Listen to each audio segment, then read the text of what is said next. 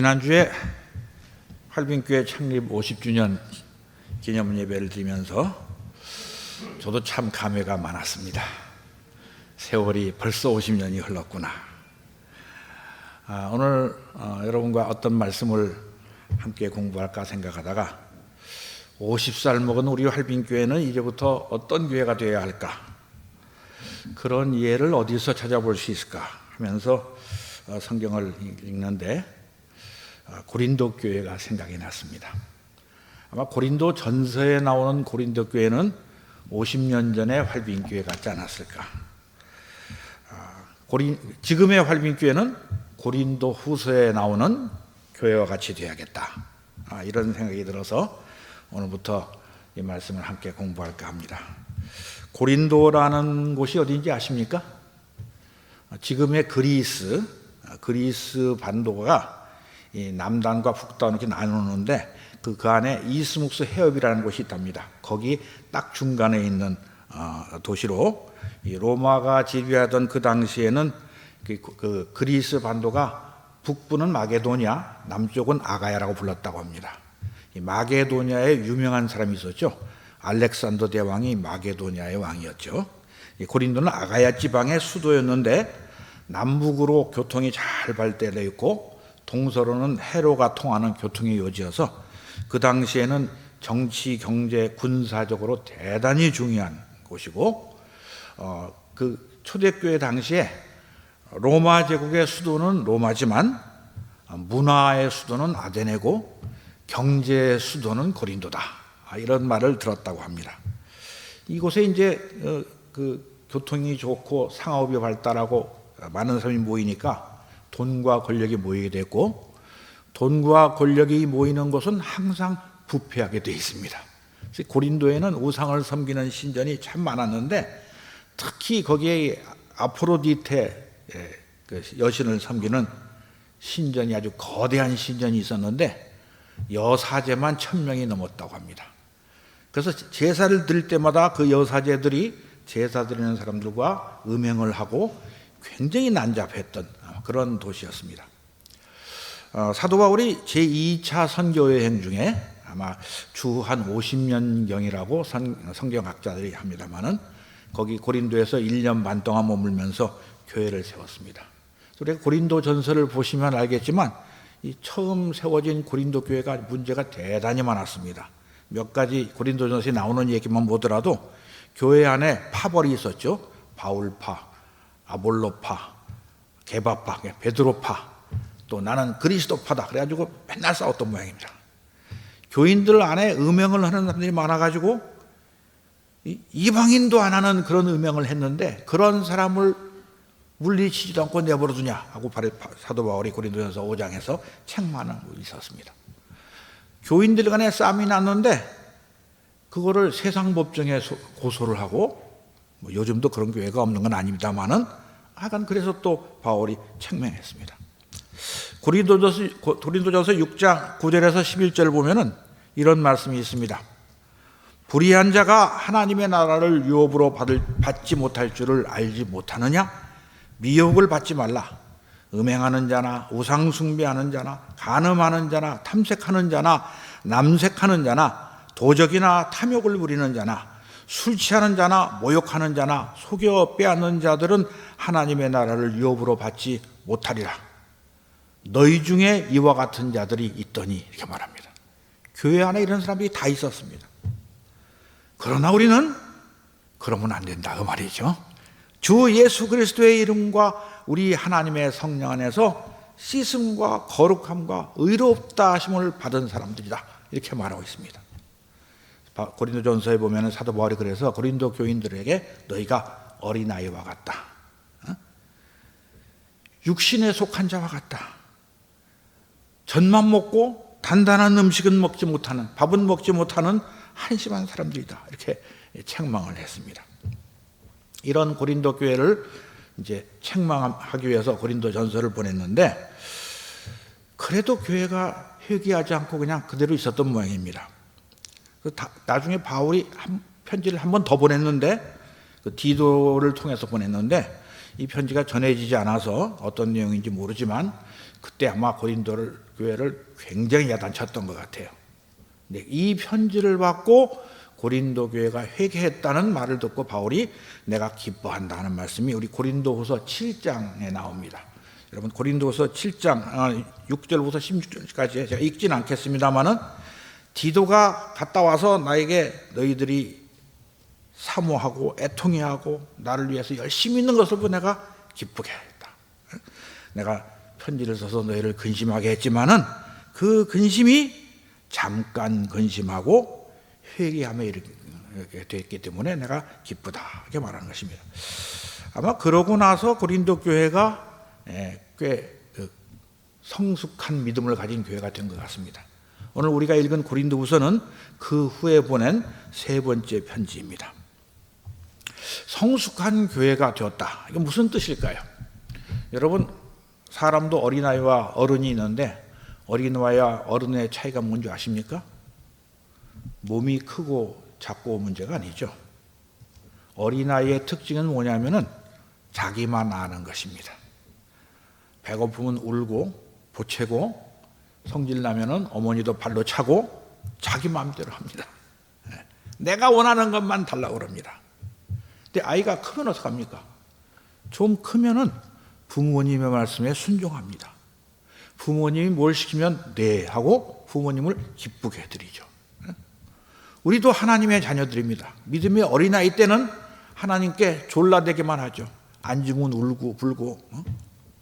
성숙하면 하나님의 말씀을 듣고 나를 낳아주시고 길러주신 부모님께 감사하는 것과 같이 하나님께 감사하며 하나님 말씀에 순종하는 것입니다. 그래서 비록 어려운 일이 있더라도 하나님이 기뻐하시는 일은 한다. 주를 위해 고난받는 것을 기뻐하게 되는 것이죠.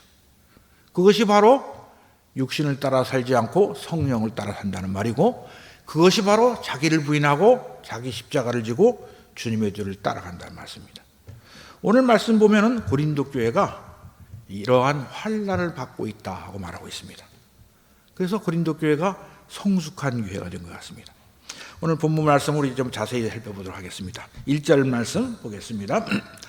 하나님의 뜻으로 말미암아 그리스도 예수의 사도된 바울과 형제 디모데는 고린도에 있는 하나님의 교회와 또 온 아가야에 있는 모든 성도에게 편지를 한다 이렇게 쓰고 있습니다. 바울은 내가 예수 믿고 사도가 되기로 결심했다 이렇게 말하지 않습니다. 하나님의 뜻으로 말미암아 사도가 되었다 그럽니다. 혹시 여러분 중에 나는 세상에 종교가 많은데 그래도 기독교가 제일 나은 것 같아서 내가 예수님을 택해서 믿어주었다. 그러니까 예수님은 내가 달라는 걸 다 주셔야 된다. 이렇게 생각하는 분은 안 계시겠죠? 우리는 내 스스로 존재하게 된 사람들이 아닙니다. 하나님이 우리를 창조하셨고 하나님이 우리를 지금까지 먹이시고 입히시고 보호하셨고 하나님이 우리에게 복음을 들려주셨고 우리의 죽었던 영혼을 살리셔서 예수 믿고 회개해서 구원받게 하신 것입니다. 우리가 하나님이 어떤 분인 줄 알면은 이 말씀의 뜻을 깨달을 수가 있습니다. 여러분, 하나님이 어떤 분인 줄 아시죠? 하나님은 천지를 창조하셨습니다. 지금도 천지 만물을 당신의 선하신 뜻에 따라 다스리고 계십니다. 하나님의 지혜와 지식은 무한하고 완전합니다. 그래서 우주와 그 가운데 있는 모든 것이 하나님의 뜻에 따라 발생하고 운행하고 또 소멸됩니다. 이 만물 중에서 저절로 생기는 것도 없고 저절로 없어지는 것도 없습니다. 모든 것이 하나님의 뜻에 따라 운행하고 있습니다. 그런데 우주에 있는 만물이 다 하나님의 뜻에 따라 순종하는데 하나님을 거역하는 존재가 딱 하나 있어요. 무엇이죠? 사람입니다. 사탄의 종이 된 인간들입니다. 그들은 하나님의 말씀을 거역하고 하나님을 만홀히 여기고 하나님께 반역합니다. 우리는 우리는 하나님의 은혜로 회개하고 예수 믿어서 새로운 피조물로 태어난 하나님의 자녀입니다. 사도 바울이 내가 하나님의 뜻으로 말미암아 사도가 되었다고 한 것처럼 우리도 하나님의 뜻으로 말미암아 예수 그리스도의 제자가 되었다는 사실을 알아야 됩니다. 우리가 세상에 태어난 것도 하나님의 뜻이고 지금까지 죽지 않고 살아있는 것도 하나님이 은혜로 보호하셨기 때문이고 이 세상을 떠나서 죽게 되는 것도 하나님의 뜻 안에서 이루어지는 것입니다. 하나님이 오늘 우리의 호흡을 거두시면 1초도 더 못 삽니다. 우리는 그냥 죽을 수밖에 없습니다. 그래서 우리는 하나님께서 얼마나 거룩하시고 존귀하시고 영광스러우시고 지혜로우시고 전지전능하시다는 사실을 믿고 하나님 말씀에 순종해야 됩니다. 우리는 하나님께서 주신 말씀은 1.1획도 오류가 없다는 사실을 확실히 알고 그 말씀을 들을 때마다 두렵고 떨리는 마음으로 대해야 됩니다. 그런데 요즘 교회에 그런 사람이 참 별로 없습니다. 현대인들은 하나님을 부인하고 너무 교만하고 이기적이고 탐욕에 빠져 있어서 언제든지 자기만 높이고 자기만 알지 하나님의 말씀을 무시합니다. 근데 그런 세상 속에서 살아서 그런지 예수 믿는 사람들도 자기만 알고 자기만 이해하고 하나님의 말씀을 듣고도 자기 생각하고 다르면 무시해버리고 자기 소견에 옳은 대로 살려고 하는 그런 사람들이 참 많습니다. 그래서 한국교회가 부패하고 타락했습니다. 하나님께서 우리나라와 우리 한국교회에 주신 축복을 잃어버렸습니다. 불신자들이 비난하고 조롱하는 교회가 되어버렸어요. 우리만 그런 것은 아닙니다. 이스라엘도 그랬습니다. 그래서 하나님께서 항상 돌아오라고 말씀하셨어요. 이사야서 55장 7절에서 하나님은 이렇게 말씀하셨어요. 악인은 그의 길을, 불의한 자는 그의 생각을 버리고 여호와께로 돌아오라. 그리하면 그가 긍휼히 여기시리라. 우리 하나님께로 돌아오라. 그가 너그럽게 용서하시리라. 호세아 선지자가 이렇게 말했습니다. 오라, 우리가 여호와께로 돌아가자. 우리가 여호와께서 우리를 찢으셨으나 도로 낫게 하실 것이요 우리를 치셨으나 싸매 주실 것입니다. 우리도 하나님께로 돌아가야만 행복이 있습니다. 하나님께로 돌아가야만 코로나 바이러스가 사라집니다. 그렇지 않고 내 마음과 내 뜻대로 살면은 이 재앙은 그치지 않을 것입니다. 사도 바울이 하나님의 뜻으로 말미암아 내가 그리스도 예수의 사도가 되었다는 이 말하는 이 고백을 보면서 우리도 같은 고백을 해야 됩니다. 내 어머니의 태로부터 나를 택정하시고 은혜로 나를 부르신 하나님의 뜻에 따라 우리가 순종해야만, 하나님의 말씀에 순종해야만 우리가 영생을 얻고 이 땅에서 사는 동안에도 행복하게 살 수 있음을 알아야 됩니다. 그래서 사도 바울은 고린도에 있는 하나님의 교회에 문안을 하면서 이렇게 축복을 합니다. 2절 말씀 보시기 바랍니다. 하나님 우리 아버지와 주 예수 그리스도로부터 은혜와 평강이 있기를 원하노라. 여러분, 우리가 보통 어떤 사람을 만났을 때 인사하고 덕담할 때 무슨 말 합니까? 보통 복 많이 받으세요. 몸이 아픈 사람들은 속히 쾌차하세요. 나이 먹은 분들에게는 건강하십시오. 아마 대학 수학 능력 시험 보는 사람들에게는 원하는 대학에 들어가시기 바랍니다. 이런 말을 하실 것 같아요. 요즘 사람들이 제일 듣고 싶어하는 말은 부자 되세요라고 그러더랍니다만은, 그러나 바울은 하나님의 교회에게 이렇게 문안합니다. 하나님 우리 아버지와 주 예수 그리스도로부터 은혜와 평강이 있기를 바라노라. 우리에게 필요한 것은 이 세상에서 살아갈 때 필요한 돈이나 권세나 육신의 안락함이 아닙니다.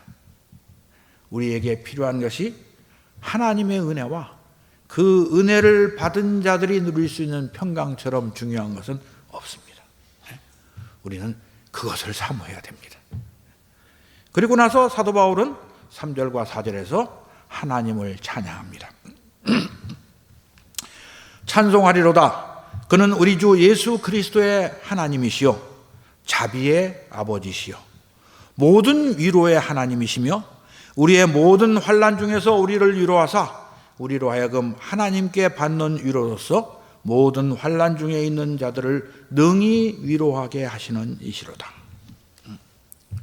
사도 바울의 서신을 보면은 참 하나님을 찬양하는 말씀이 많이 나옵니다.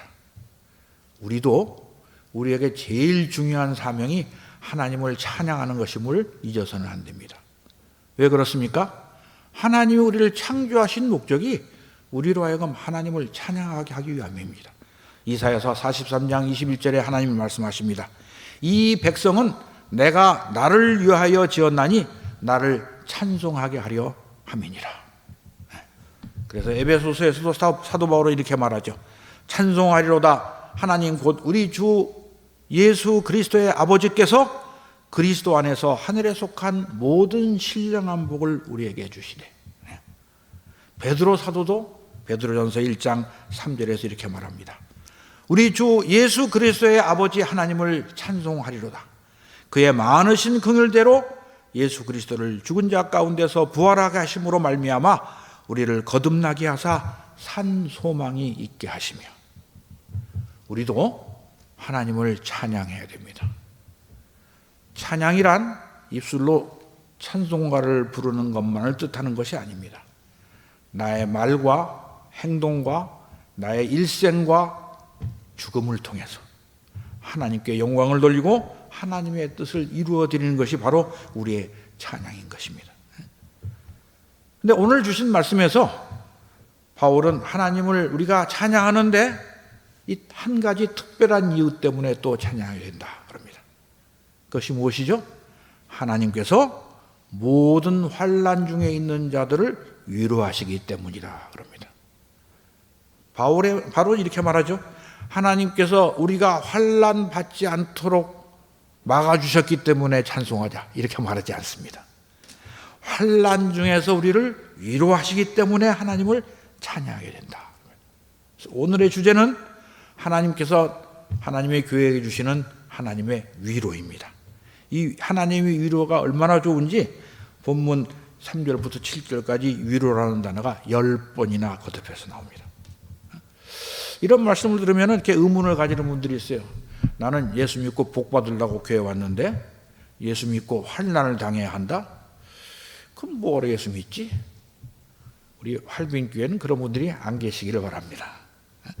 그런 분들은 고린도 전서에 나온 것처럼 어린아이의 믿음을 가진 분들이죠. 여러분 한번 생각해 봅시다. 우리가 아이를 하나 낳았다 칩시다. 갓난아이 때는 부모님이 다 해주죠.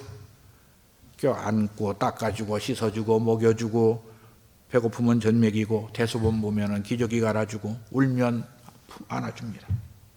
근데 평생 그렇게 해줍니까? 그러면 안 되죠. 아이가 조금 자라면 젖을 뗍니다. 이유식을 먹이고 밥을 먹입니다. 조금 더 자라서 걷기 시작하면 대소변을 가리게 하고 좀 단단한 음식을 먹게 하고 그 다음에 말도 배우고 글도 배우게 하죠. 더 크면 학교에 보내서 공부를 시킵니다. 어른들한테는 존댓말을 써야 된다. 이런 예절도 가르칩니다. 더 크면 대학 가고 군대 가고 취직해야 됩니다. 그런 모든 과정 속에서 아이들이 원하는 대로 해줍니까? 그러면 안 됩니다. 큰일 납니다. 아이들이 말 안 들으면 때리고 공부 안 하면 혼내고 나쁜 친구들과 어울리지 못하게 막아주고 부모가 훈련을 시킵니다. 이 세상에서 바로 살기 위해서 훈련을 받아야 됩니다. 믿음으로 거듭난 새로운 사람들은, 새로운 피조물들은 어떻게 합니까? 처음 믿음이 어렸을 때는 아마 여러분도 경험하셨을 거예요. 기도하는 대로 다 들어주십니다. 하나님께서 얼마나 예뻐하시는지 모릅니다.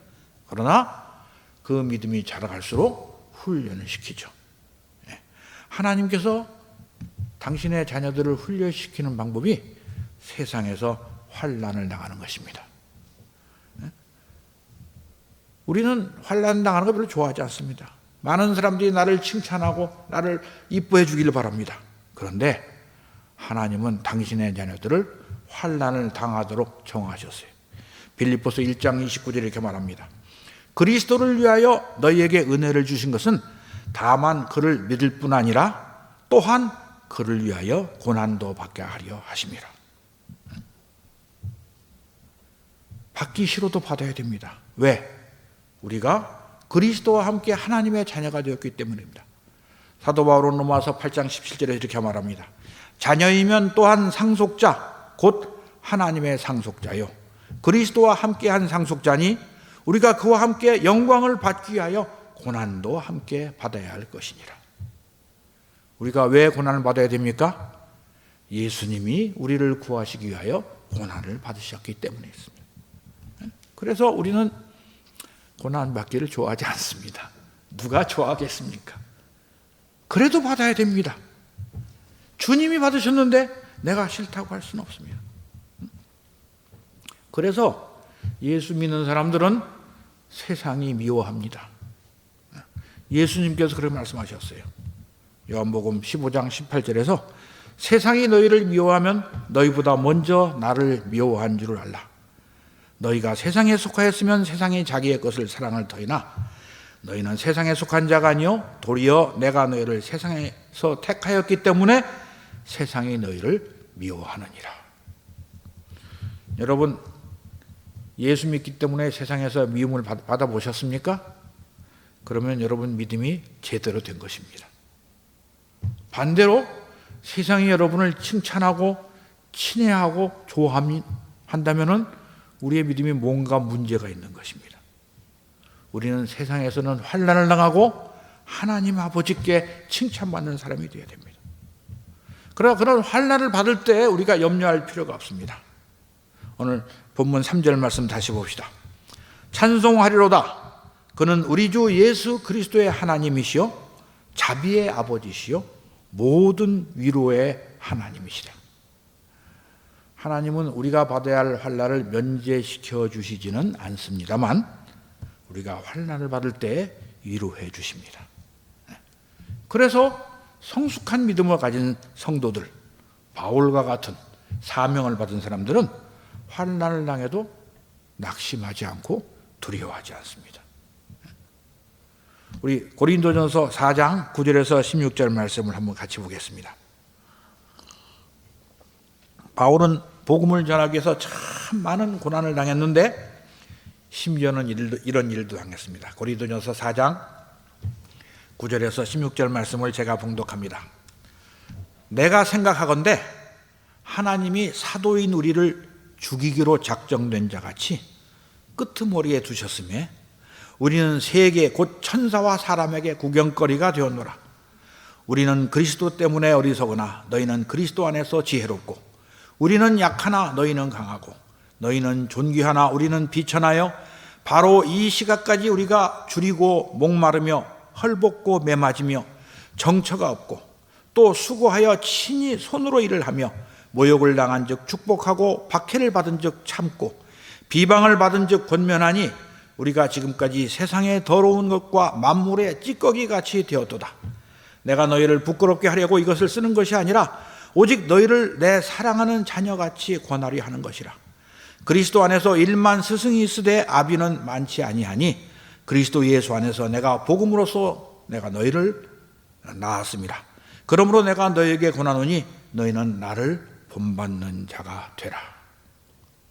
바울은 하나님이 자기를 죽이기로 작정하신 줄 알았답니다.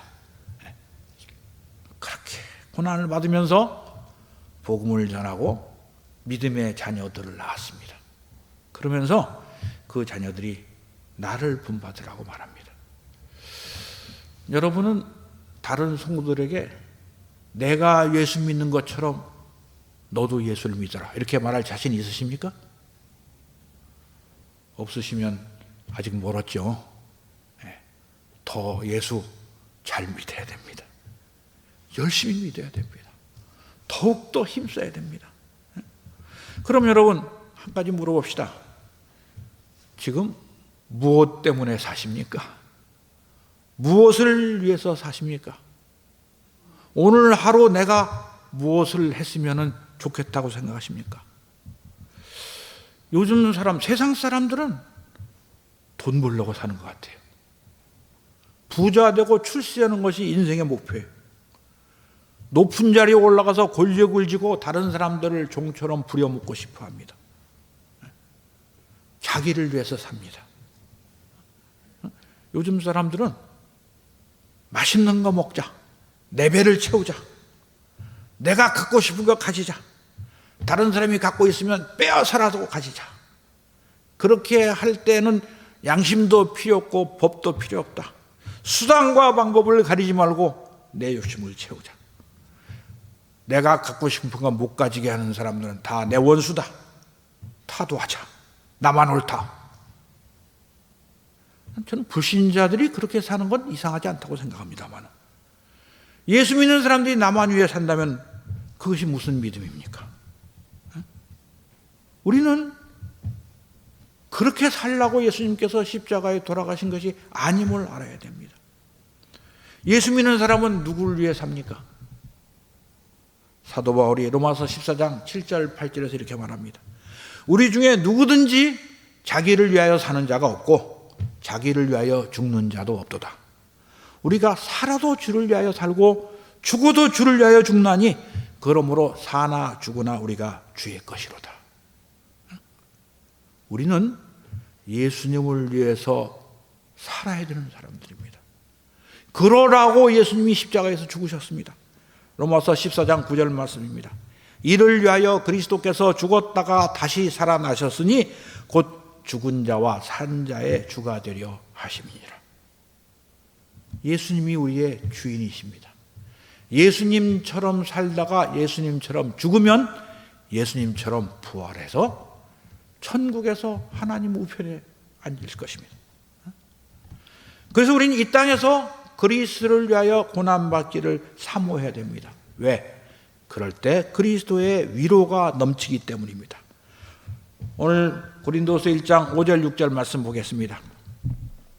그리스도의 고난이 우리에게 넘친 것 같이 우리가 받는 위로도 그리스도로 말미암아 넘치는도다. 우리가 환난 당하는 것도 너희가 위로와 구원을 받게 하려는 것이요, 우리가 위로를 받는 것도 너희가 위로를 받게 하려는 것이니 이 위로가 너희 속에 역사하여 우리가 받는 것 같은 고난을 너희도 견디게 하느니라.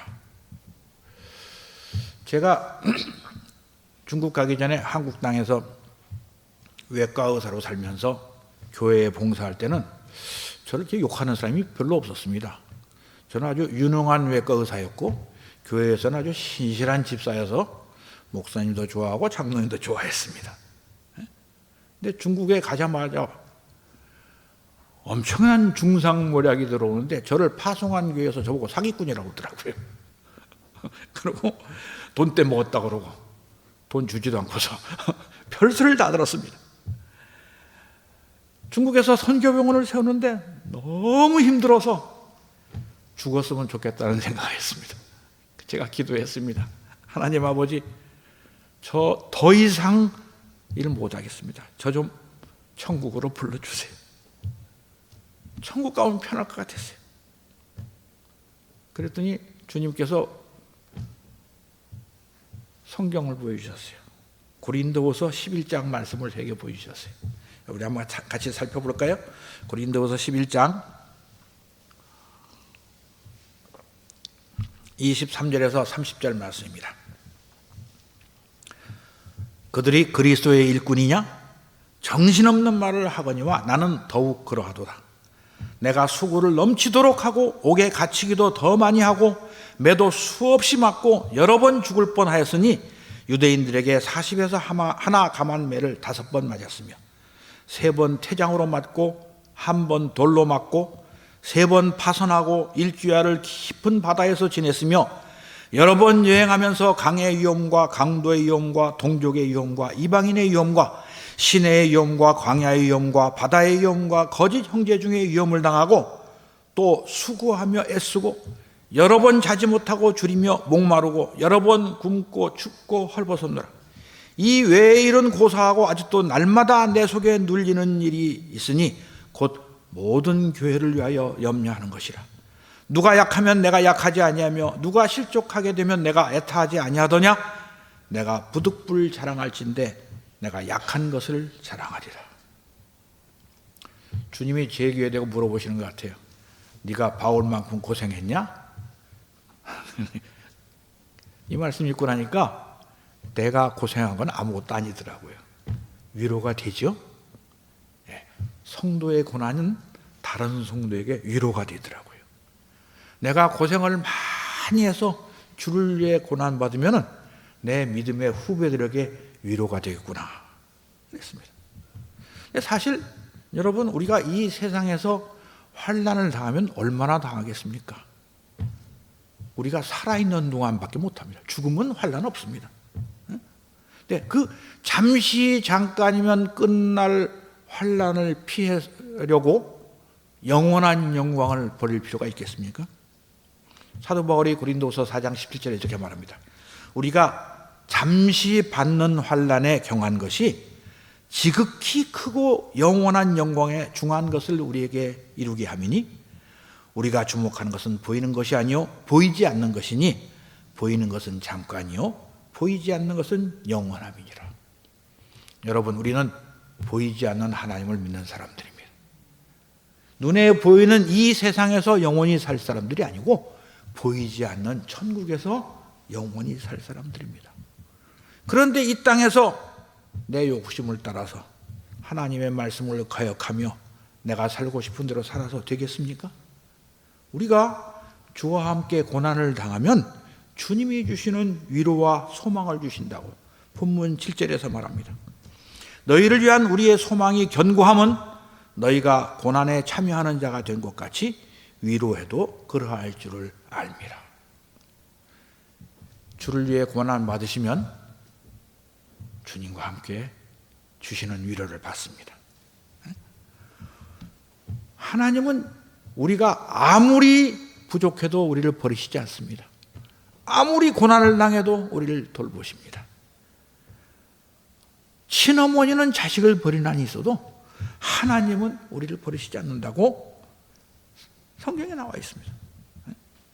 그런 우리가 하나님을 섬기지 않고 세상에 있는 것들을 사랑하겠습니까? 우리가 유일하신 하나님을 믿고 예수 그리스도를 뒤를 따라가면 세상이 미워할 수밖에 없습니다.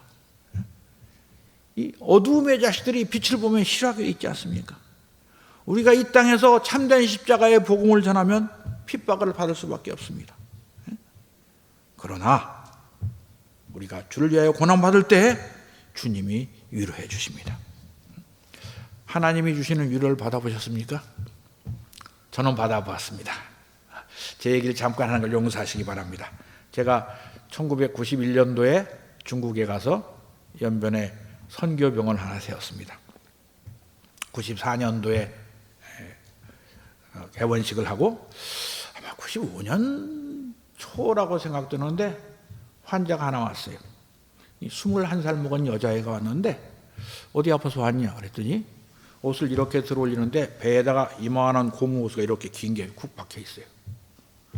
그래서 이거 언제부터 받고 있었냐 그랬더니 그 아이가 하는 말이 선생님 제가 7살 때 부뚜막에 음료수병에 양잿물이 들어있는 걸 음료수인 줄 알고 마셨어요. 요즘 젊은 사람들은 양잿물이 뭔지 모를 겁니다. 아마 어르신들은 알 거예요. 옛날에는 양잿물 많이 썼습니다. 집안에서. 양잿물은 강한 알칼리 용액이기 때문에 그걸 마시면 식도가 다 타서 붙어버립니다. 그 아이가 밥을 먹을 수가 없었어요. 그래서 그 배에다가 구멍을 뚫고 이만한 고무호스를 박아서 이제 음식을 입으로 씹어서 거기다 넣고 뱃속에 들어가 먹고 살았어요. 14년을 그래서 21살이 되었어요. 공부를 잘해가지고 연변 그 있는 대학에 들어왔는데 그 대학에 1년을 기숙사에서 같은 학생들이 살았는데 걔가 그 고무호스로 밥 먹는다는 것을 같은 방에 사는 7명이 몰랐답니다. 어디서 밥 먹었을까요? 중국의 기숙사는 8명이 한 방에 쓰는데 그러니까 그걸 이제 한국에서 오신 선교사님이 걔를 보고 데려왔어요. 그래서 제가 이렇게 보고서 제가 걔 보고 그랬습니다. 야, 네가 참 운이 좋다. 한국에서도 나보다 젊은 사람들은 이 수술을 못 해봤어. 구경이 없어. 나는 이런 수술을 해봤어.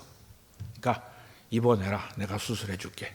이 식도는 이미 타서 못 쓰게 됐지만 우리의 창자를 뱃속에 있는 대장을 이렇게 해서 옮겨서 인공으로 식도를 만들어주면 입으로 밥 먹을 수 있다. 그랬어요. 그랬더니 제가 입원 못해요. 왜? 돈이 없어요. 그래요. 걔도 낫고 싶어서 중국의 병원을 다 다녔답니다. 근데 연변에 있는 병원에서는 수술 못 한다 그러고, 심양에 있는 데도 병원에 갔는데도 못 한다 그러고, 북경의과대학에 갔더니 수술을 해볼 수는 있는데 성공할 확률은 반도 안 되고 돈을 2만 원 가져오라 그러더랍니다. 2만 원이 얼마나 크냐면은 제가 그때 그 중국에 있는 병원에 원장이었는데 한 달에 500원 받았어요.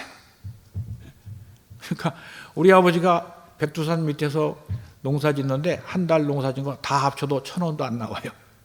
그래요. 제가 걔를 이렇게 보다 웃으면서 그랬어요. 네가 돈 못 내면 못 받는 내가 걱정이지 네가 왜 걱정하니? 그랬어요.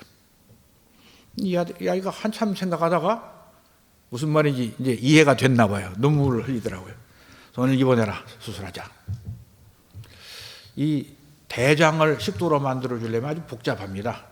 그 대장에는 뭐가 들어있죠? 아시죠? 그 소독을 다 해야 됩니다. 그리고 여러 가지 준비가 많이 필요합니다. 그리고 정말 수술에 한다고 장담도 못합니다. 그래서 우리 병원에는 세상에 없는 약이 하나 있었습니다. 기도마이신이라는 약이 있어요. 우리 함께 간 선교사들과 함께 그 아이를 기도하고 수술을 했습니다. 6시간 걸린 대수술을 하고 일주일 기다렸어요. 일주일, 왜냐하면 그 창자를 갖다가 식도에 꿰매놨으니까 나아야 되니까. 일주일을 굶기고 일주일 지난 다음에 제가 아침에 병원에 가서 간호사에게 먹을 물 좀 줘 그랬어요. 그랬더니 왜요? 원장님 드시게요? 그래서 아니 제 아무개 물 먹이려고 그래. 그랬더니 온 병원 직원들이 다 따라왔어요. 구경한다고. 앉혀놓고 14년 만에 물을 처음 마시니까 잘못하면 살에 들리잖아요. 그래서 이제 앉혀놓고 등을 두들기고 조금만 한 잔 먹어봐. 우선 조금만 한 입 이렇게 줬어요. 먹었는데 울컥 그러더니 제가 선생님 넘어갔어요. 그래요. 그러니까 같이 있던 직원들이 와, 자 물 먹었단다 박수 치는데 갑자기 옆에서 아주 방성대곡을 하는 사람이 있었어요. 그 아이의 어머니였어요. 제가 그 울음소리를 듣는데 제 귀에는 음악소리 같았어요. 세상에 저렇게 아름다운 소리가 없었어요. 제가 서서 기도했습니다. 하나님 아버지 감사합니다. 나 같은 죄인을 구원하신 은혜도 놀라운데 여기 와서 이렇게 한 가정을 기쁘게 하고 구원하고 하나님의 사랑을 증거할 수 있게 돼서 너무 감사합니다. 여러분, 그 기쁨을 돈으로 살 수 있습니까? 저는 그 이후로는 아무리 힘들어도 절대 잊지 않습니다. 하나님이 나와 함께 계시고 환난 중에 나를 위로하신 분이라는 것을 믿고 있습니다. 우리 모두가 그러한 하나님의 사랑으로 하나님의 자녀가 되었습니다. 우리 주님이 십자가에 피 흘려 죽으심으로 우리를 구원하시고 그 보혈로 활빈교회를 세우셨습니다.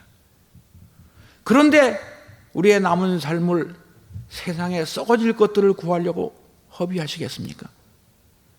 예수 그리스도를 위해 살다가 주를 위해 죽도록 충성하셔서 우리 주님이 주시는 생명의 멸관을 받으시겠습니까?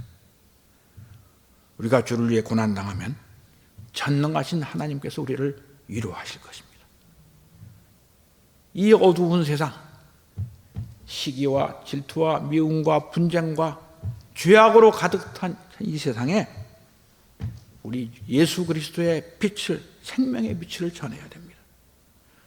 그러기 위해서 우리가 환난을 당하면 우리 주님이 우리와 함께 하시며 위로의 하나님이 우리를 도우실 것입니다. 기도하겠습니다. 하나님 아버지 감사합니다. 나 같은 죄인을 창세전부터 하나님께서 택하시고 사랑하시고 독생자 예수 그리스도를 이 땅에 보내셔서 그의 십자가의 고난을 통하여 우리를 구원하시고 지금까지 성령으로 인도하셔서 하나님의 말씀을 따라 순종하게 하심을 감사드립니다. 아버지 하나님, 이 세상의 악한 세력을 두려워하지 말고 세상이 우리를 미워하여도 이상하게 여기지 말고 주님과 함께 고난받는 것을 사모하여서 우리 하나님 주시는 그 놀라운 능력으로 악한 마귀와 싸워 이겨서 주님께 영광을 돌리고 우리에게 약속하신 천국의 소망을 붙들고 우리의 남은 삶을 살아갈 수 있도록 인도하여 주시옵소서. 예수님의 이름으로 기도하옵나이다.